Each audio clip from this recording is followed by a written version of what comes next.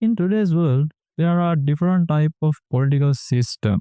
I mean, each one has its own unique characteristic, and some countries are actually changing their political system according to their ultimate objectives that they are willing to achieve in a certain type of period.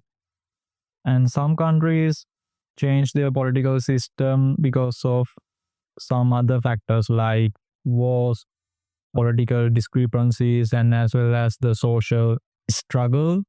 Likewise, differ, because of different reason, some countries actually shift from their political system, their previous one, to a new one. So likewise, in today's world, there are several type of political system. So as an English learner, I thought that it is good about it. It will be good opportunity for me to know about these type of political systems in the world, because whenever I might have to face a situation where in a discussion about politics, I think knowing about this political system will be really helpful for me. Your explanation is clear, but it can be made more concise and natural. Here's the corrected version. In today's world, there are various types of political systems, each with unique characteristics. Some countries change their systems to achieve specific objectives within a certain time frame, while others do so due to factors like wars, political conflict, or social struggle. These shifts often involve transitioning from one system to another. As an English learner, I thought it would be a great opportunity to learn about these systems because understanding them could be helpful in discussions about politics. Feedback: avoid repetition. You repeated political system multiple times. Instead, use pronouns or rephrase. Simplify. Streamlining your ideas makes the message clearer. Grammar: I thought it will, I thought it would is the correct tense. Flow: adding connectors like while and because improves sentence structure. In order to look at the what are the political systems right now in the world, I look at into some resources, but I'm not sure whether this is 100% true. So if there is some mistakes, please correct me. So according to the resource I followed up, it mentioned that there are basically four types of main political systems, which are the collectivism, individualism, democracy, and authoritarianism. I think I spelled that correctly, right? Here's a corrected and smoother version of what you said. To understand the current political systems in the world, I looked into some resources, but I'm not sure if they're 100% accurate. If there are any mistakes, please correct me. According to the resource I followed, it mentioned four main types of political systems: collectivism, individualism, democracy, and totalitarianism. I hope I spelled those correctly. Feedback: look at the what are. To understand is clearer and more natural. I looked into is the correct tense and phrasing. Followed up. Followed is more appropriate here. Your spelling of totalitarianism is correct, by the way. Great effort. Can you explain me what it means by each term? I mean, what it means by collectivism, individualism, democracy, and totalitarianism? Because I really don't have no idea about what are the characteristics and what kind of countries they are. Sure. Here's a brief explanation of each term.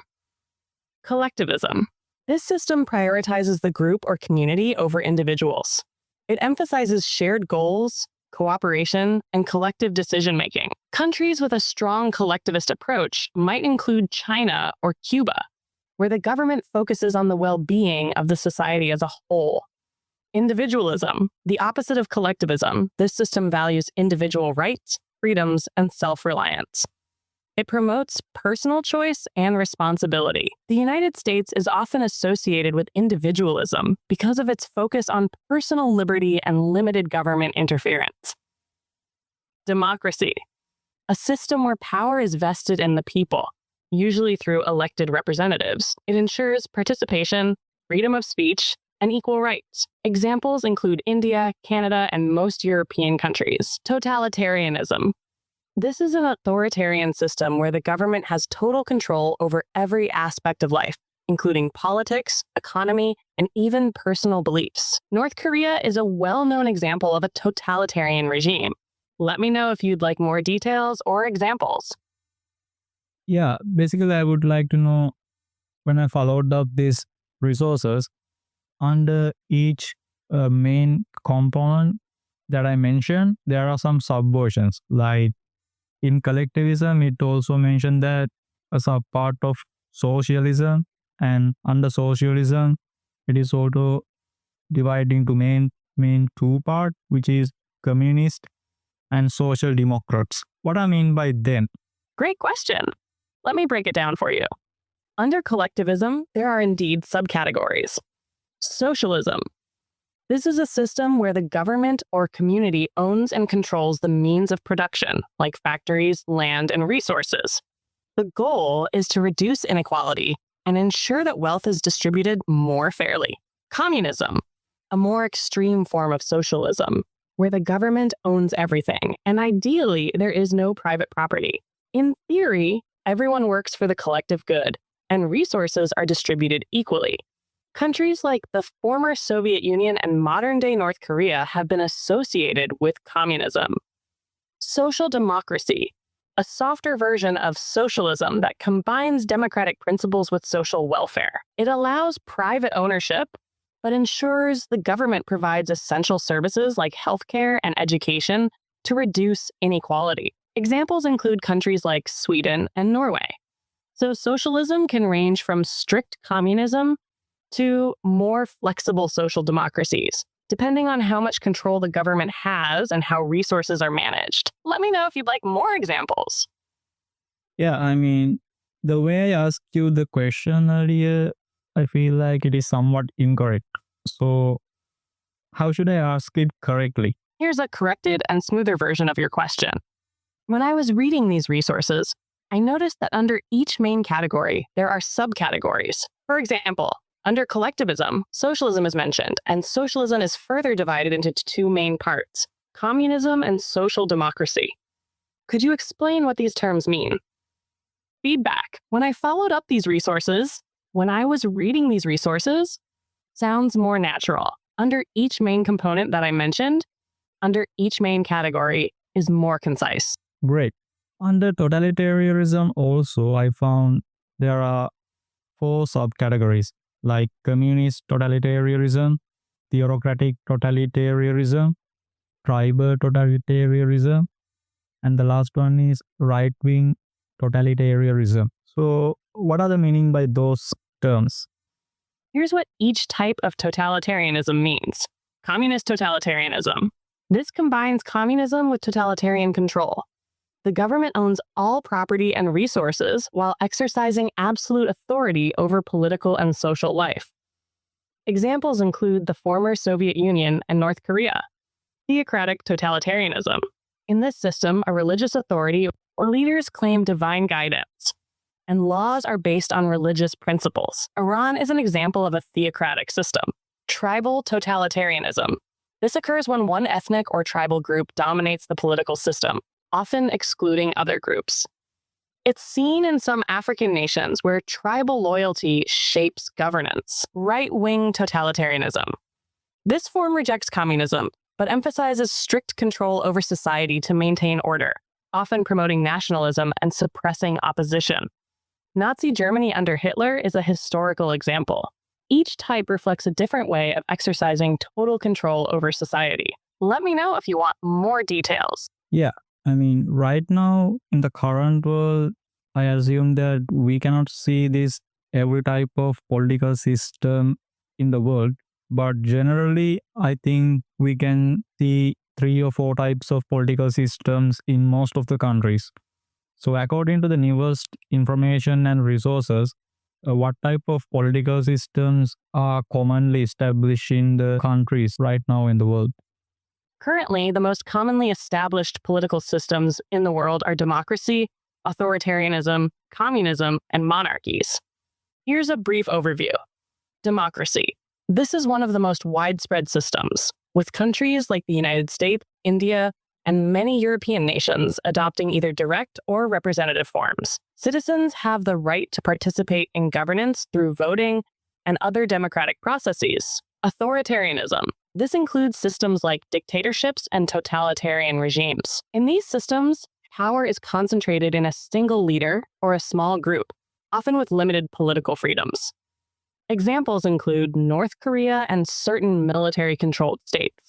Communism. Rooted in Marxist-Leninist ideology, communist states like China, Cuba, and Vietnam focus on state control of resources and centralized planning, often claiming to work towards a classless society. Monarchies. While many monarchies today are constitutional, like the UK and Japan, some absolute monarchies still exist, such as in Saudi Arabia. These systems vary widely in terms of how much power the monarch wields. Each country adapts these systems based on its history, culture, and societal needs. Let me know if you'd like more details on any of these. In your explanation, you explain one term as monarchy. I mean, as far as my knowledge, it is mean something like that a group of countries that had the power over other countries, like a kingdom or something like that. If I am incorrect, please give me the corrected explanation as well. Your understanding of monarchy is partially correct, but it needs some clarification. A monarchy is a form of government where a king, queen, or monarch serves as the head of state. The power of the monarch can vary depending on the type of monarchy. Absolute monarchy. The monarch has almost complete control over the government and its decisions. Examples include Saudi Arabia and Brunei. Constitutional monarchy. The monarch's powers are limited by a constitution, and governance is carried out by elected officials. Examples include the United Kingdom, Japan, and Sweden. Historically, monarchies often ruled over empires or large kingdoms, which might explain your association with a group of countries. However, modern monarchies are usually confined to a single country. Yeah, definitely. I feel like the way I ask you the question is somewhat not very natural. So, what will be the more smoother way to ask this type of question? Here's a smoother and more natural way to ask your question. In your explanation, you mentioned monarchy. As far as I know, it refers to something like a group of countries ruled by a kingdom. Is that correct? Or could you clarify what monarchy actually means? Feedback. I mean, as far as my knowledge, as far as I know, is more concise and natural. It is mean something like that. It refers to something like is the correct phrasing, simplified for better flow and clarity. This version sounds more fluent and conversational. Another thing is, like I mentioned in my previous introduction, some countries actually shift their political system from their previous one to a new one. So, for example, I could say in Russia, at the beginning they had something like communist or the total democratical type of political system. But right now, at this moment, we cannot see the fully communist or the fully democratic type in Russia. But rather than now they are moving with the somewhat a mixed economic or the mixed political system, which is also have some characteristic of the individualism and the democracy. Your observation about Russia's political evolution is insightful. Historically, Russia transitioned from a monarchical system, czarist rule, to communism after the 1917 Bolshevik Revolution, establishing the Soviet Union under a one-party communist regime. This system lasted until the early 1990s when the Soviet Union dissolved, and Russia adopted a democratic framework under Boris Yeltsin. However, over the years, Russia's political system has shifted again. Today, it is often described as a hybrid system. While it retains some democratic structures, like elections, is state control over major industries, a characteristic of collectivism, while allowing some aspects of private enterprise, aligning with elements of individualism and a mixed economy. Yeah, no need for that. And can you also give me the smoother version of what could I have been asked earlier? Because I feel like the way I ask is somewhat not grammatically correct, and as well as it is somewhat difficult to understand for the people as well. Here's a smoother and more natural version of your earlier question. As I mentioned earlier, some countries shift their political systems over time. For example, in Russia, they initially had a communist, or a highly centralized system. But today, it's not fully communist or fully democratic. Instead, it seems to be a mixed system, combining elements of individualism and democracy. Could you explain this shift? Feedback. Like I mentioned in my previous introduction, as I mentioned earlier, sounds more natural and concise. I mean, at the beginning, they had something like a communist or the total democracy. They initially had a communist or a highly centralized system is clearer. But right now, at this moment, we cannot see the fully communist or the fully democratic type. But today, it's not fully communist or fully democratic is simpler and more direct. Rather than now, they are moving to somewhat a mixed economic or the mixed political system. Instead, it seems to be a mixed system, is more fluid and easier to follow. This version is grammatically smoother and easier for others to understand. As a last thought, I would like to clarify something else, which is I saw in some democratic countries like Sri Lanka and India, especially I'm considering in here. So in Sri Lanka, when it comes to it has a presidential political system, and the president has the executive power.